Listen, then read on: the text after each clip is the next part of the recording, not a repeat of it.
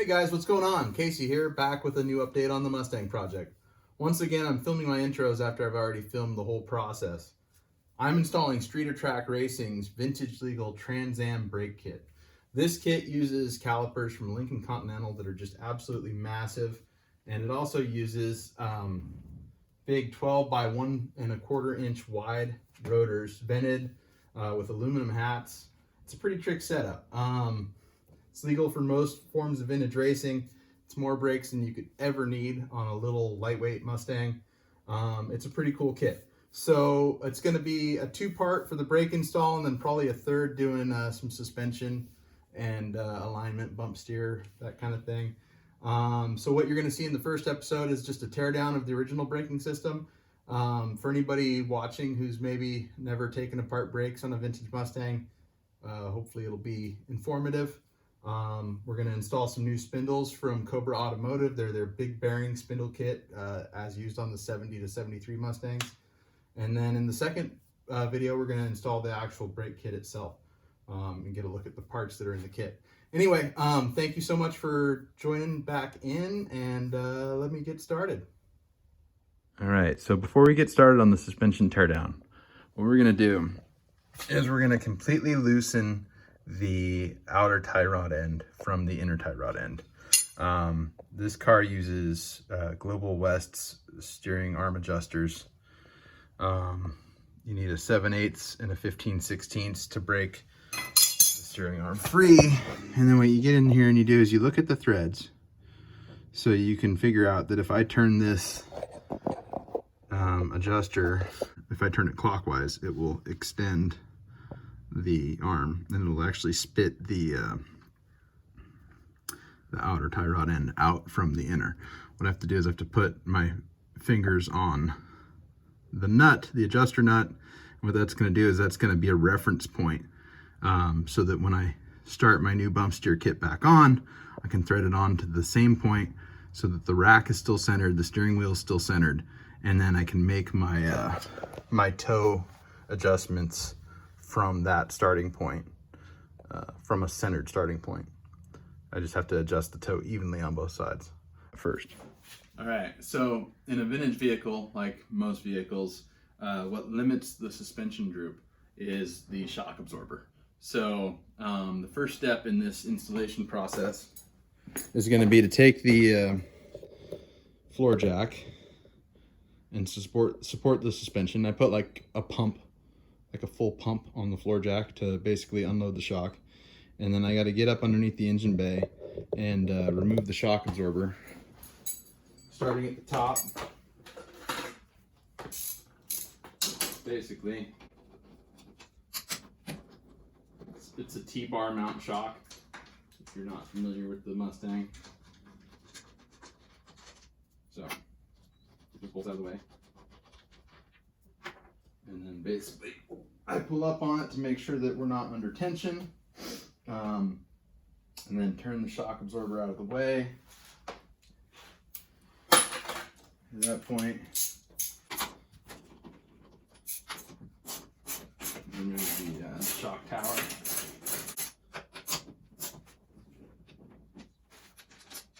To keep all my hardware together. I don't know that it matters, but I like to do it. You guys are gonna have to take my word for this part. There's two studs on the bottom of the shock absorber. You can access them through a slot in the control arm.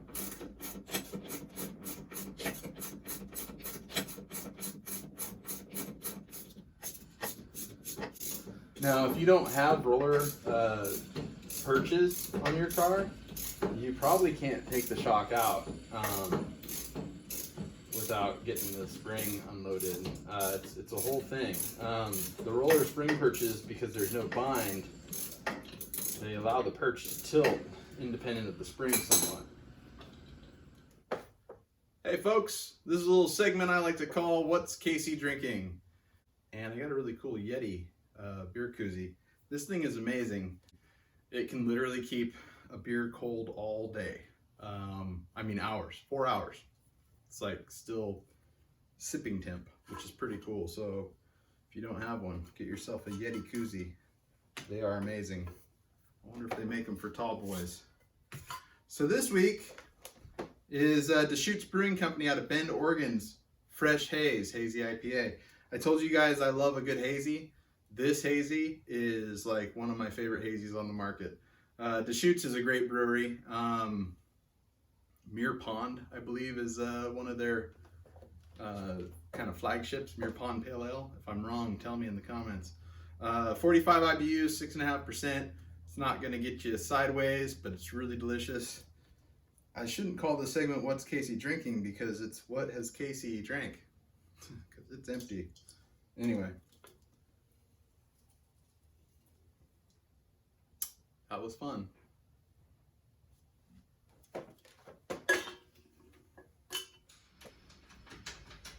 All right, so with the shock out of the way, we can unload our suspension to full droop.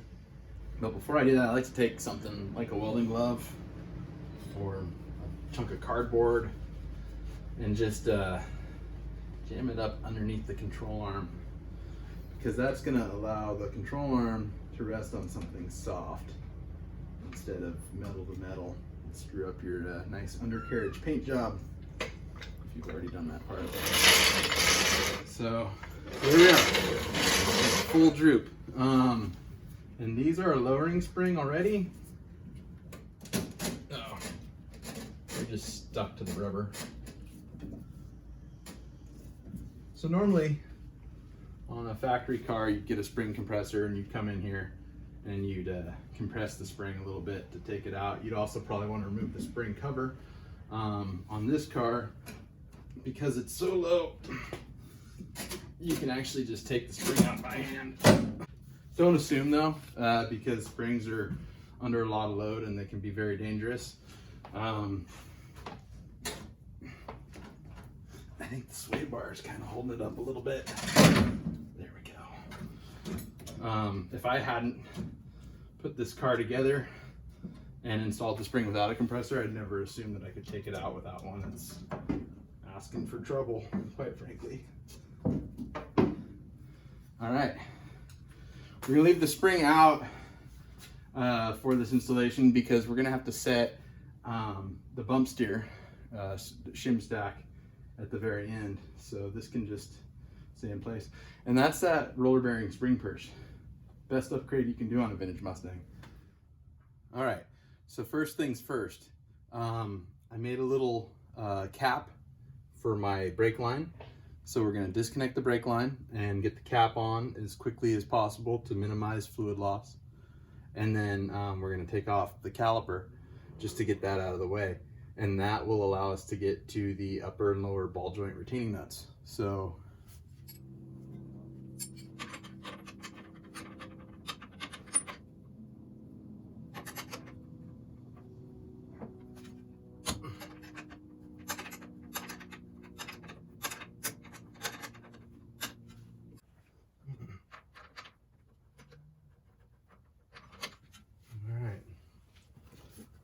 capture all the fluid.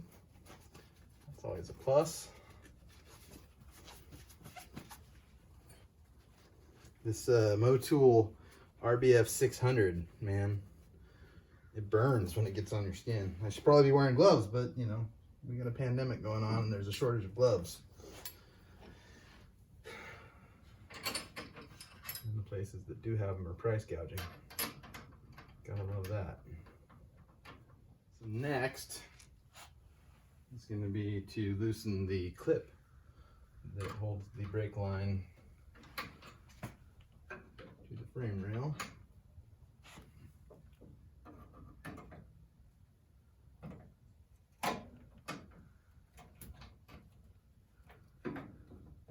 Now that the brake hose is free, I got myself a finger from a used latex glove to put over the rubber line.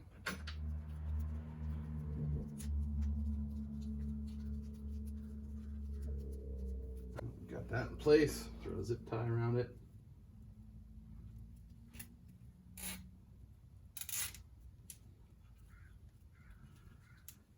And thanks to David Freiberger for turning me on to flush cuts.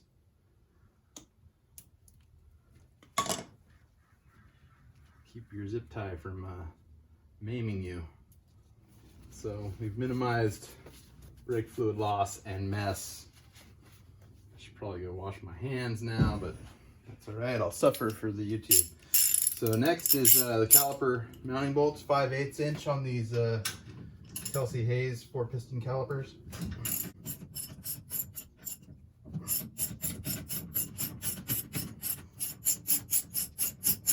Now it's important that you take off the caliper mounting bolts and not the caliper body bolts. And when I get this caliper off, I'll show you exactly what I mean.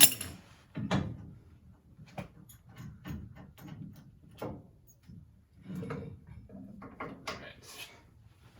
So you can see, there are 2 ears that mount the caliper to the caliper bracket, and then there are also 2 bolts that bolt the 2 halves of the caliper together. Very important that you know which one you're removing. So we'll set those aside. All right, so to remove the ball joint nuts, basically you got to get in here with a pair of dikes and start the cotter pin loose, then grab it and just kind of pull it through like so. And then these are both 7/8 inch, I believe. The other side came off easy. Let's see how these ones do. Not too bad. All right. So you thread your nuts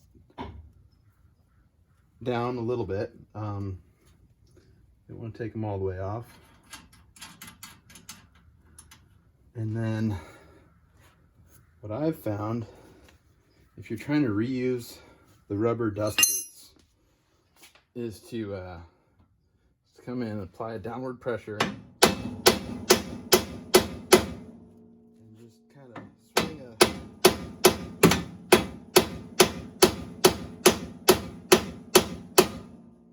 like that. All right, so that's the upper.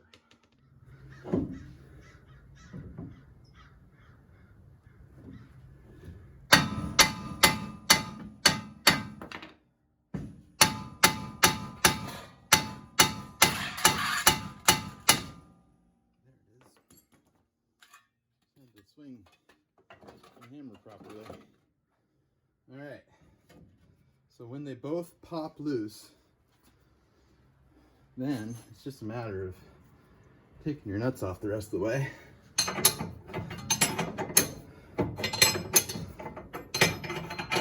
And make sure you're supporting the weight.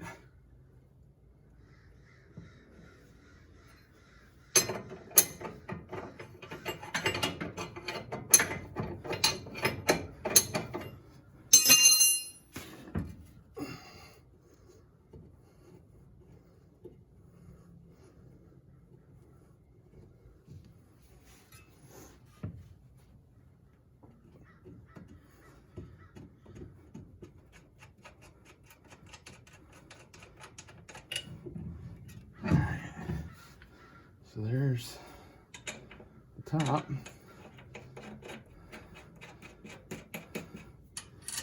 And then there's the bottom.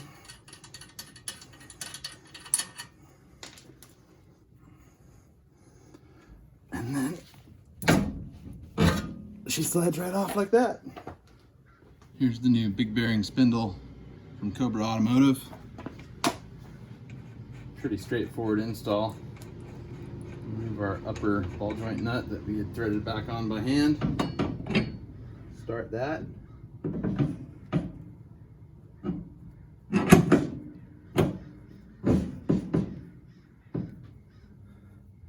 Like so. We can thread our old nuts on by hand.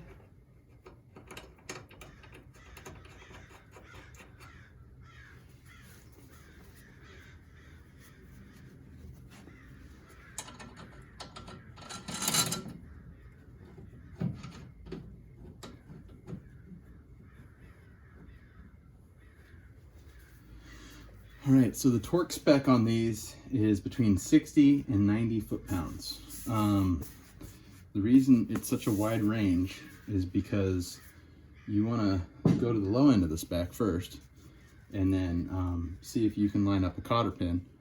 And if you can't, then you slowly work your way up to the high end of the spec. Let's go to 60. Not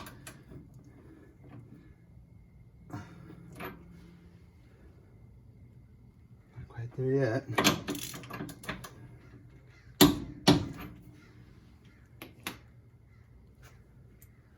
60's not there, but 65 may very well be.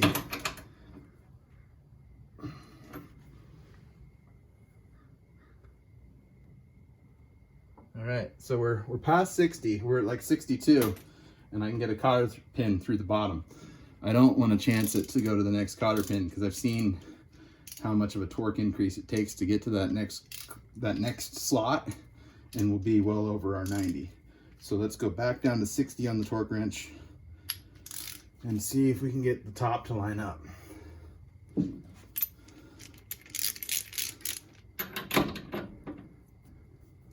right.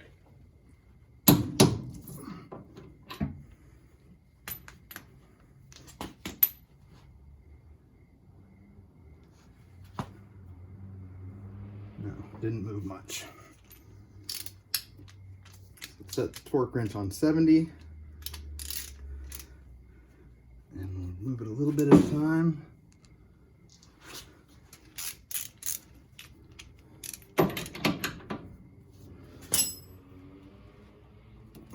And check it. Oh,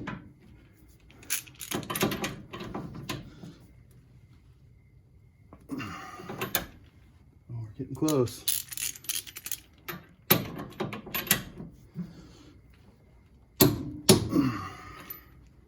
70's not quite there, but 75 may very well be.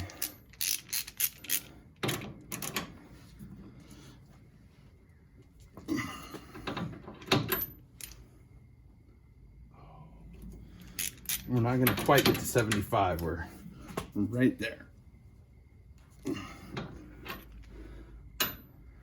A teeny bit further.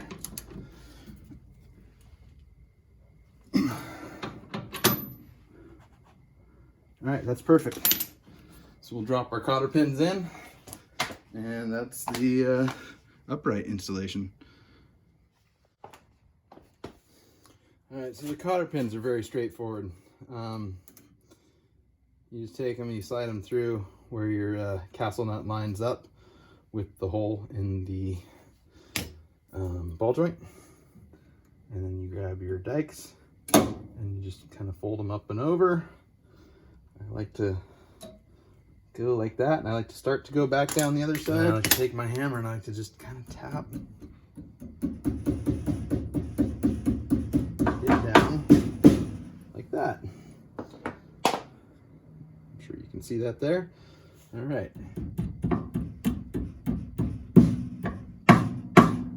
And that is an installed upright. All right, guys, thanks so much for watching this week.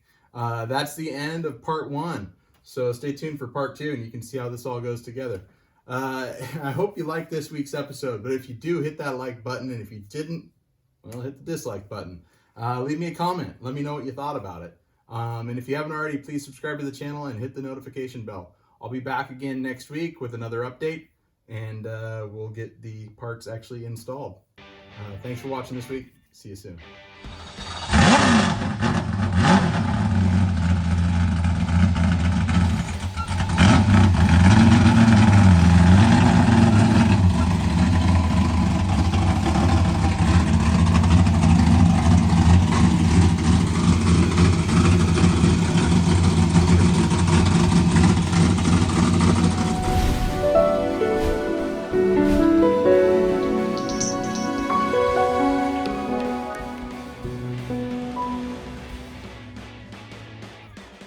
I'm going with a brake kit from Street or Track Racing.